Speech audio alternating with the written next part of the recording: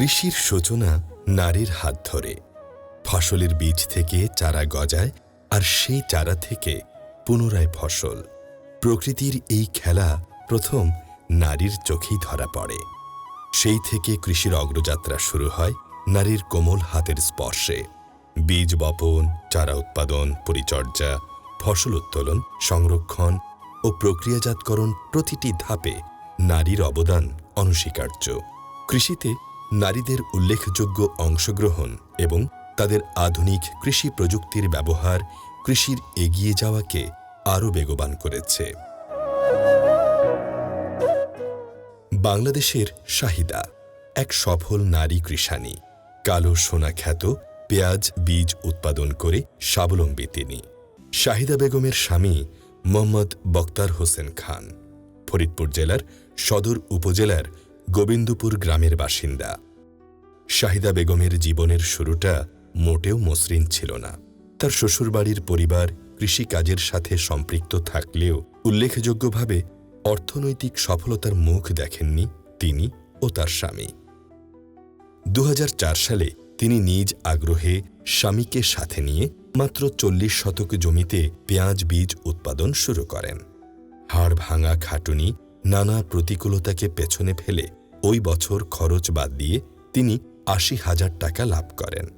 এটা ছিল তার জীবনের অনুপ্রেরণা এবং এগিয়ে যাওয়ার এক বিস্ময়কর সূচনা। একটু কম বয়সে বিয়ে হয়, তখন আমার বাবার বাড়ি কৃষক ছিল না, আমার শ্বশুর বাড়ি কৃষি পরিবার, আমি কাজ করতে পারতাম না। সেই ক্ষেত্রে আমি চেষ্টা করতাম। এই প্লটটা ছিল পুরোটাই ইরি ধানের ব্লক, তখন ইরি ধান ছিল। তখন আমরা যখন ৩-৪ বছর করার পরে আমরা এই মাঠে আসলাম।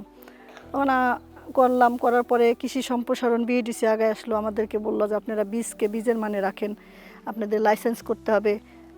তখন আমরা লাইসেন্স করার জন্য আমাদেরকে প্রশিক্ষণ দিল কৃষি সম্প্রসারণ। এই প্রশিক্ষণের মাধ্যমে আমরা লাইসেন্স করলাম এবং প্যাকেটজাত করলাম খান বীজ নামে। এই বীজটাকে আমরা বিক্রি করলাম।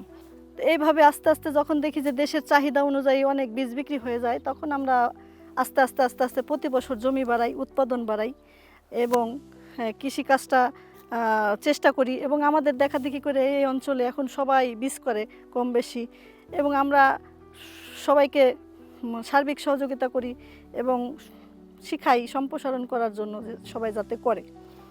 ধান, পাট, পেঁয়াজ, রসুন, পেঁয়াজের বীজ এবং কালোজিরা, ধইনা, হলুদ, আদা আমি সব কিছুই করি। তার পাশাপাশি বাণিজ্যিকভাবে পেঁয়াজের বীজটা করি।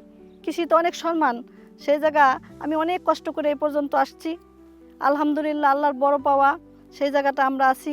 কৃষিতে কোনো এক বছরে যদি লস যায়, আর এক বছরে লাভ হইলে সেটা পোষায় যায়। তো সেই ক্ষেত্রে আমি কাজ করতেছি, এর ঝুঁকি আছে, রিস্ক আছে, এবং এটা যেমন ঝুঁকিপূর্ণ ফসল তেমন ব্যয়বহুল, তেমন দামি।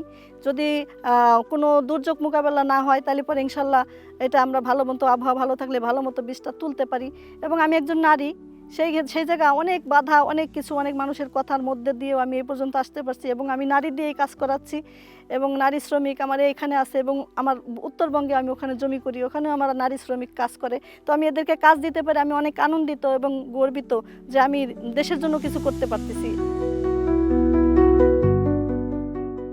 আপনারা দেখতেছেন যে আমি হ্যান্ড পলিনেশন করছি। তো এই হ্যান্ড পলিনেশনটা করার কারণ হচ্ছে যে আমরা দীর্ঘ কয়েক বছর যাবৎ মৌমাছি পাই না। প্রাকৃতিকভাবে মৌমাছিটা যে পরাগায়নটা করে সেই মৌমাছিটা পাচ্ছি না, যার কারণে আমরা ব্যাপক খরচ, তার মধ্যেও আমরা এই বিভিন্ন লোক, অনেক মহিলা পুরুষ শ্রমিক দিয়ে আমি এই পরাগায়নটা করাইতেছি। এখনই করার একটা ডিউ টাইম, যে ক্ষেত্রে যে আমাদের এই পরাগায়নটা করলে আমাদের বীজটা পুষ্ট হবে, ভালো হবে এবং বীজটা পরিপূর্ণ হবে। তো আমরা বিভিন্ন নারী পুরুষ দিয়ে এই সময়টা আমরা পরাগায়ন করি। পরাগায়নে কিন্তু অনেক খরচ, কিন্তু আমাদের বীজটা যদি ভালো হয় সেই ক্ষেত্রে আমরা এই খরচের দিক তাকাই না, কারণ যে বীজটা আমরা পুষ্ট বীজ পাচ্ছি এবং পরিপূর্ণ বীজ পাইতেছি এবং বীজটা আপনার ভালো হয়, মিস যায় না। এই কারণে আমরা হ্যান্ড পলিনেশনটা করতেছি। বীজ উৎপাদনের জন্য তিনি বিভিন্ন জাতের, যেমন কিং বাড়ি পেঁয়াজ ১, বাড়ি পেঁয়াজ ৪, বাড়ি পেঁয়াজ ৫, উচ্চ ফলনশীল খান বাহাদুর ব্যবহার করেন। বর্তমানে তিনি ১০০ একর জমিতে পেঁয়াজ বীজ উৎপাদন করে থাকেন। পেঁয়াজ উৎপাদনের পাশাপাশি তিনি উচ্চ মূল্যের ফসল ধনিয়ার বীজ, কালো জিরা, রসুন, আদা, হলুদ চাষ করেন এবং তার রয়েছে আম বাগান। বর্তমানে তিনি নিজেই গড়ে তুলেছেন তার নিজস্ব প্রতিষ্ঠান খান বীজ ভান্ডার। 2023-2024 অর্থবছরে মোট 90 একর জমিতে 22,500 কেজি পেঁয়াজ বীজ উৎপাদন করে তিনি মোট 2,25,00,000 টাকার পেঁয়াজ বীজ বিক্রি করেছেন। তার দেখাদেখি অনেকেই অনুপ্রাণিত হয়ে পেঁয়াজ বীজ চাষ করছেন। তার খামারে শতাধিক নারী শ্রমিকের কর্মসংস্থান হয়েছে। কারণ পেঁয়াজ ফুলের হাত পরাগায়নের সময়, সংগ্রহ এবং সংরক্ষণের সময় নারী শ্রমিকদের বেশি দরকার হয়। এছাড়া দেশের বিভিন্ন জেলা উপজেলা হতে কৃষকরা উদ্বুদ্ধকরণ ভ্রমণের মাধ্যমে তার পেঁয়াজ বীজ খামার পরিদর্শন করে পেঁয়াজ বীজ উৎপাদনে উদ্বুদ্ধ হচ্ছেন।